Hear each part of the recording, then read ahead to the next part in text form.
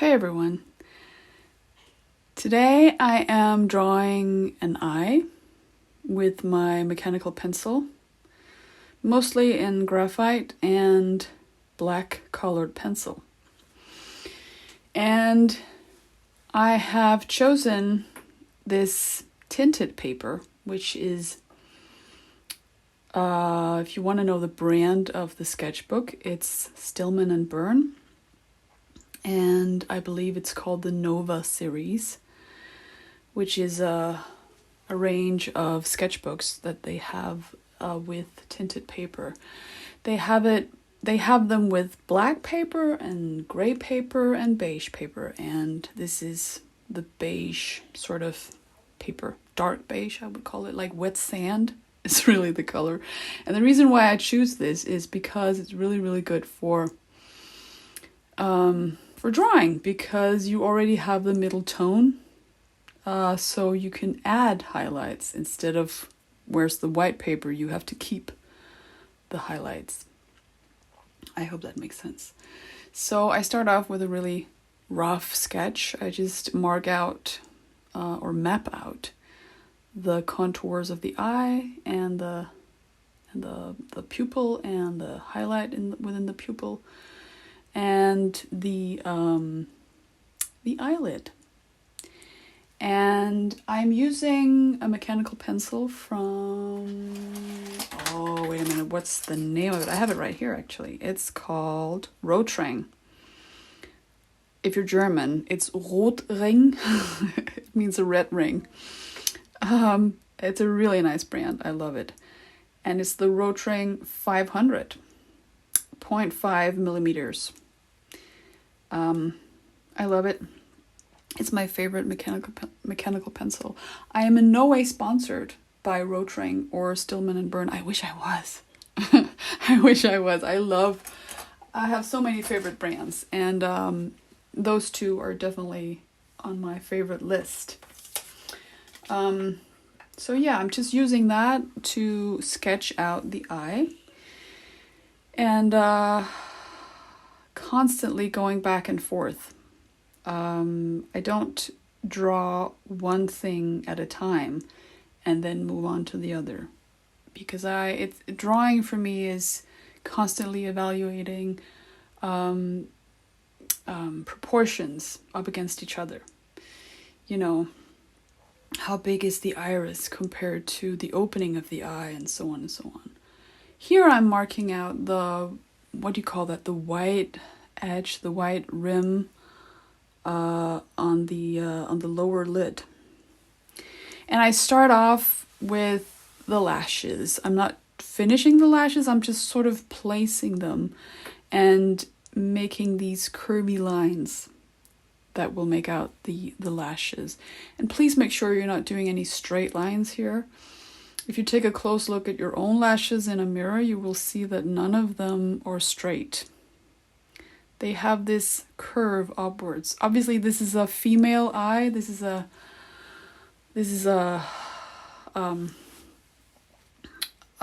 woman, female eye. And she's wearing makeup. Could also be any other eye, but this eye is wearing makeup, and so she or he or whatever is wearing mascara, and so the lashes have a tendency to sort of stick together a little bit, and I have to be aware of that once I draw in the details. And now you'll see the reason why I lined out that lower wet rim, because the lower line of lashes doesn't grow that close to the eye. There's sort of like a distance from the eyeball. Okay, hope that makes sense. And also drawing the eyebrow. Make sure none of the hairs are straight. They often have a curve. They don't all have the same curve. Again, look at your own eyelash, or the person you live with, or your whatever, someone you know.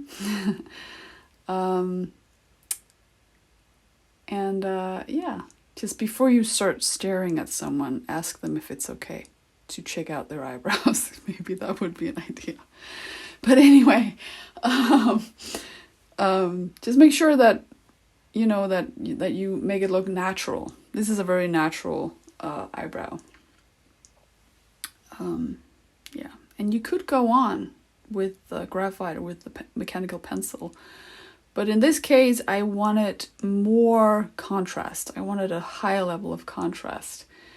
Both because this is a drawing video and because also because I'm drawing it with tinted paper, so I wanted to really put some strength on the shading as well as the highlights.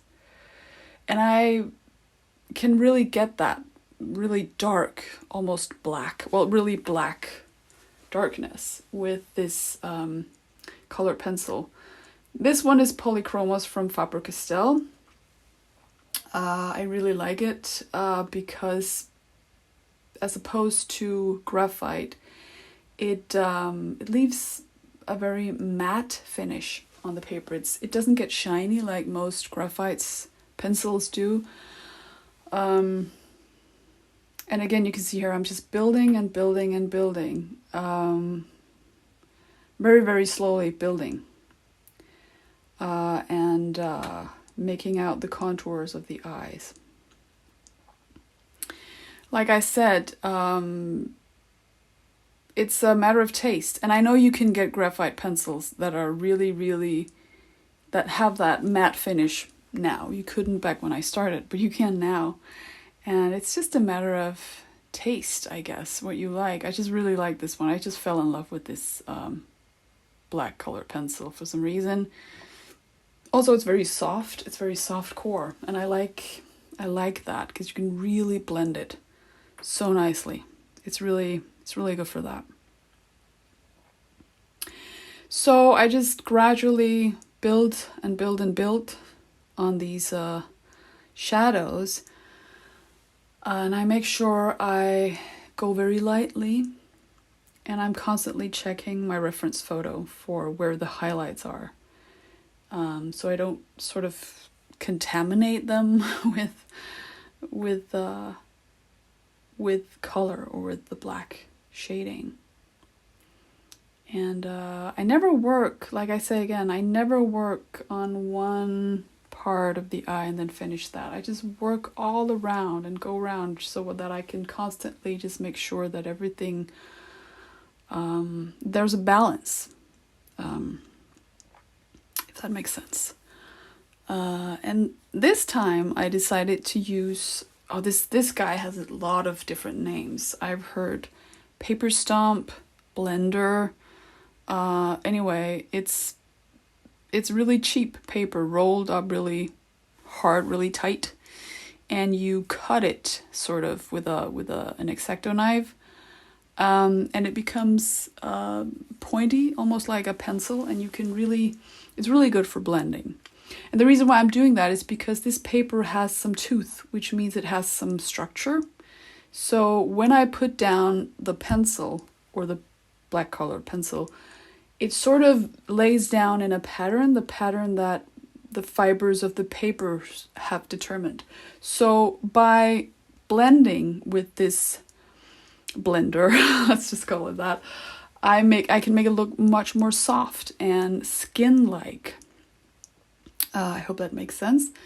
And also, it's just really, really good for making it look natural.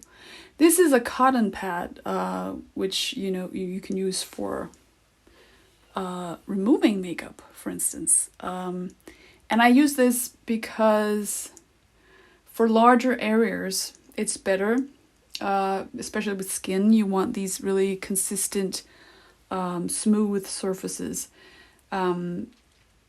Just remember that every time you blend, whether you do it with a cotton pad or with your fingers or with a blender, you take away definition. So it's important to go in, as I do here, again and again with a pencil and reconstruct, rebuild your lines.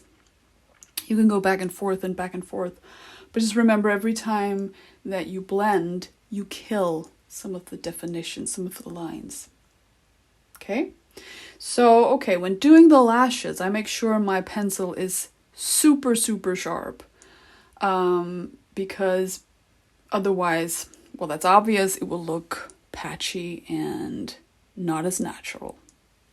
So this is also a crucial point where I make sure that the lashes look natural, but also this is, like I said earlier, this is an eye makeup wearing person.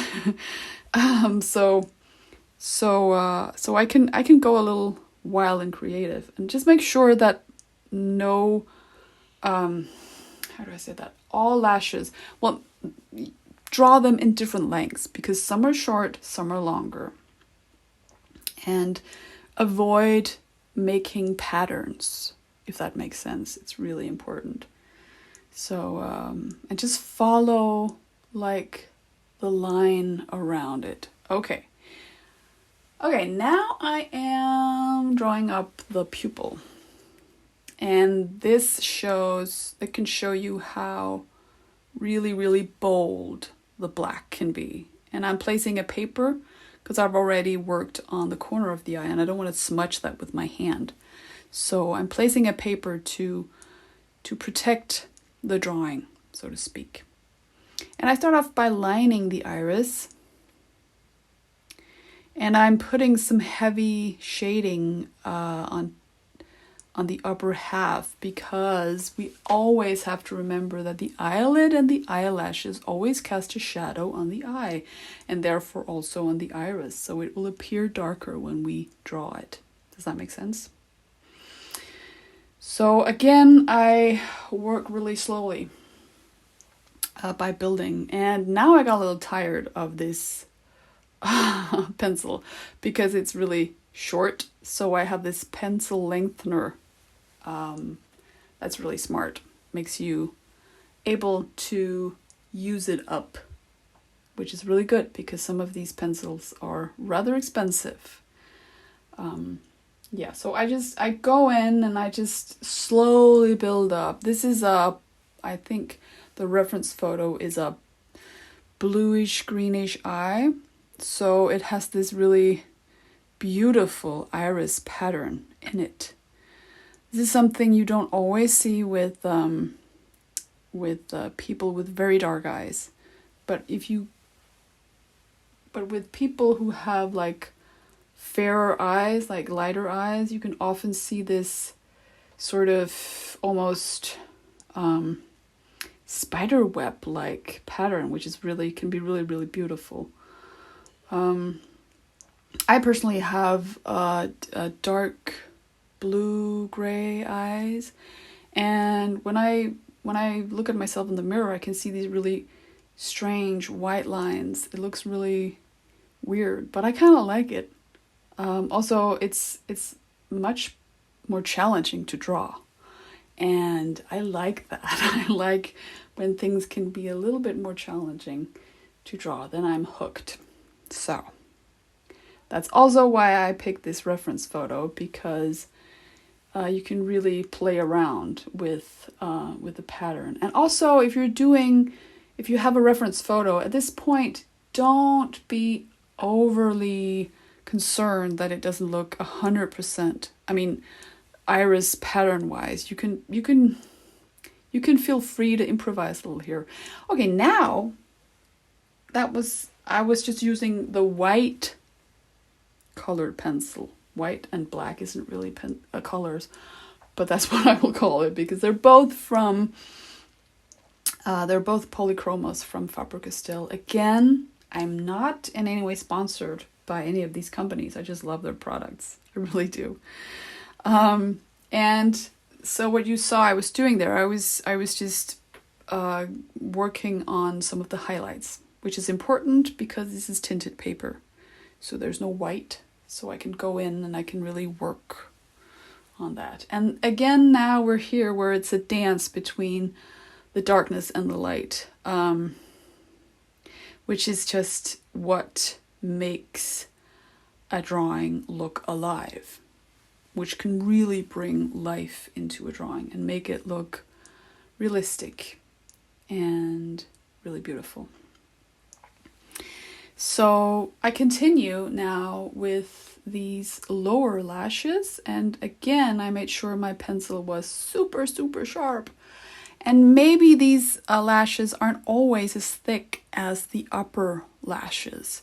It depends on how much makeup a person is wearing, but just make sure you don't just do the same, like repeat the same way of drawing just because, oh, it's lashes time, so we're just gonna go, one way. Just make sure that you are really pay attention to also the direction of the hairs. And there's highlights there actually in between. And because we're drawing this on tinted paper, it makes it so much easier to go in and get these highlights. And you can really build on that, which is really great.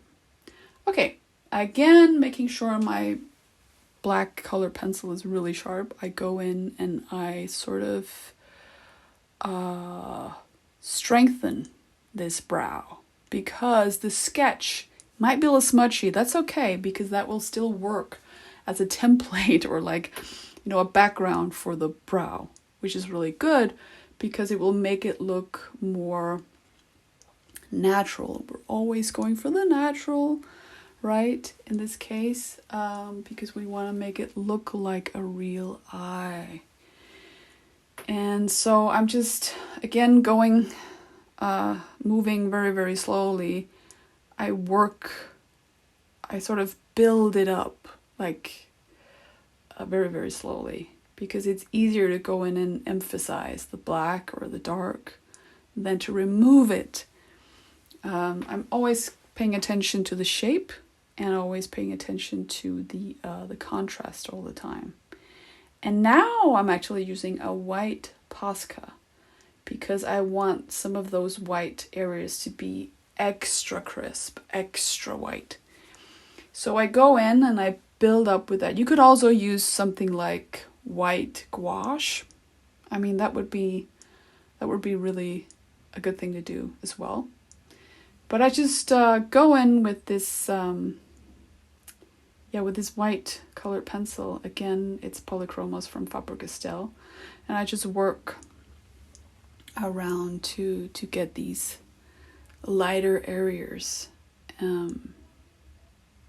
which just adds to the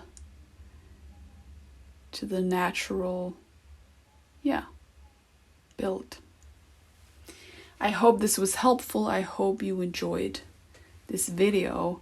I'm not done. I'm not done. No.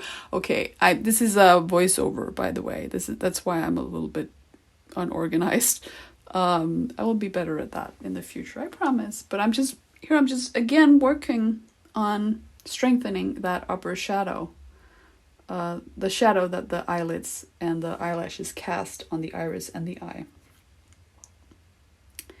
And again, working some more on that iris pattern because I just love it and I think it's really beautiful.